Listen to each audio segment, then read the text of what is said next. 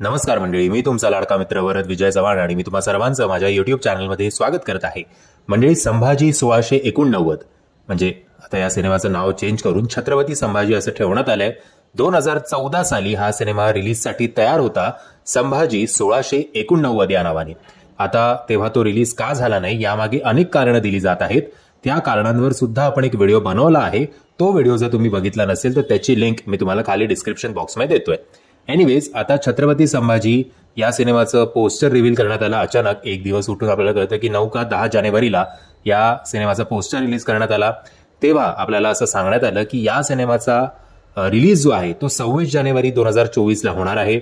आपण सगळे वाट बघत राहिलो. मला युट्यूबच्या व्हिडिओजवर कमेंट सुद्धा आले की बुक माय शो आणि या सगळ्या गोष्टींमध्ये कुठेच दिसत नाहीये 26 तारीख तुम्ही बोलताय खरे. तर मला पण काय आयडिया नव्हती बुवा की एकदा हे सांगतायत, अचानक पोस्टर रिलीज करतात, अचानक ट्रेलर टीजर विविध गाण्यांचा भडीमार होतो, 26 तारीख जाहीर केली जाते आणि मग कळतं ऐक रिलीजच नाहीये.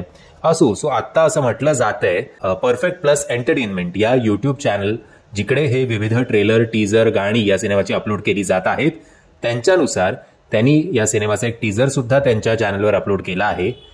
टीजर नाही, ट्रेलर, माफ करा. आणि त्या ट्रेलरवर थंबनेल जो आहे त्या थंबनेलनुसार आता हा सिनेमा रिलीज होणार आहे 2 फेब्रुवारी 2024ला.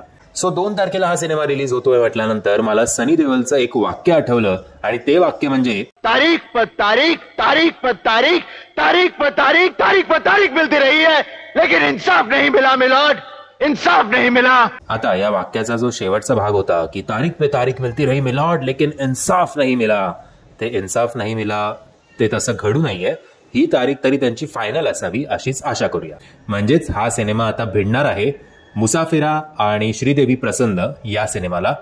आता त्या काळात या सिनेमाचं शूटिंग झालं होतं, त्या काळात जी काही टेक्निकल गोष्टी असतील, कलर, जे काही प्रिंट असेल, ती प्रिंट आत्ताच्या काळानुसार कशी शोभून दिसणार आहे देव जाणे.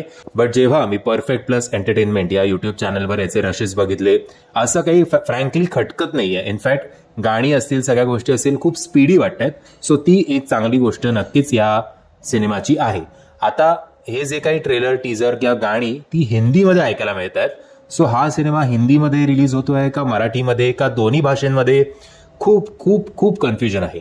म्हणजे एवढ्या सगळ्या गोंधळामध्ये एक सिनेमा रिलीज करणं, तो पण मल्टिपल रिलीजेस बरोबर, म्हणजे नावं मोठी मोठी आहेत इतर सिनेमांच्या कलाकारांची सुद्धा, आणि प्लस प्रेक्षकांमध्ये गोंधळ जो निर्माण झालेला आहे की बाबा हा सिनेमा येतोय की नाही येतोय, याच्यातनं या सिनेमाला किती फायदा होणार आहे देव जाणे.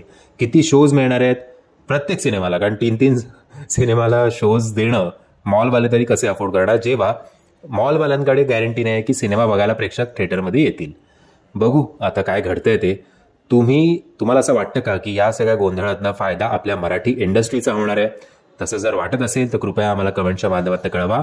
आणि जर तुम्हाला हा व्हिडिओ आवडला असेल तर प्लीज या व्हिडिओला लाईक, शेअर आणि चॅनलला सबस्क्राईब करायला विसरू नका. जय हिंद, जय महाराष्ट्र.